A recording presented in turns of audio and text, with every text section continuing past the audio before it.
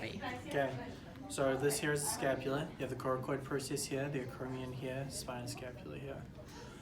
So from last exam, you should remember that this is called the subscapular fossa, supraspinous fossa, and infraspinous fossa. The muscles are named after those fossas. So this is going to be subscapularis, supraspinatus, infraspinatus. Down here is teres minor, and here is teres major. At the acromion and the spine of the scapula, you have a giant red mark here. This is the origin for the deltoid. This here is the glenoid fossa. There is a red dot just below it, and that is for the long head of the triceps brachii. This is called the infraglenoid tubercle. There is a red bump just above it here, and that is called the supraglenoid tubercle, the origin for the biceps brachii, specifically the long head. So the long head of both the triceps and biceps brachii goes to a glenoid tubercle. Just remember that the biceps goes to the supraglenoid and the triceps goes to the infraglenoid. Okay, let's go to the humerus and the forearm. So this is called the lesser tubercle, this is called the greater tubercle.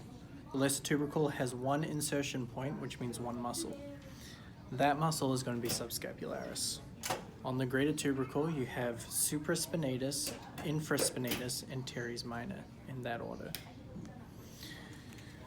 Down here, you have a big red mark, and this is for the brachialis muscle. Think about where it is on the cadaver. This is where it is on the model. The insertion point for the brachialis muscle is actually going to be the ulnar tuberosity right there.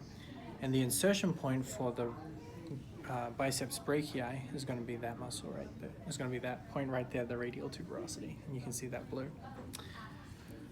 Right here is the brachioradialis, which goes all the way down to the styloid process of the radius right here. Okay, those along with these are the ones you need to know. This here is called the olecranon, or as you Americans call it, the olecranon. And it is the insertion point for the triceps brachii. When this is in anatomical position, which in this case is going to be the right arm because the head of the humerus points medial, right arm right there, you are going to see two different red lines in the back of the humerus. This red line here is the long head of the triceps, sorry, not the long head, this is the lateral head of the triceps brachii. And this here is the medial head of the triceps brachii.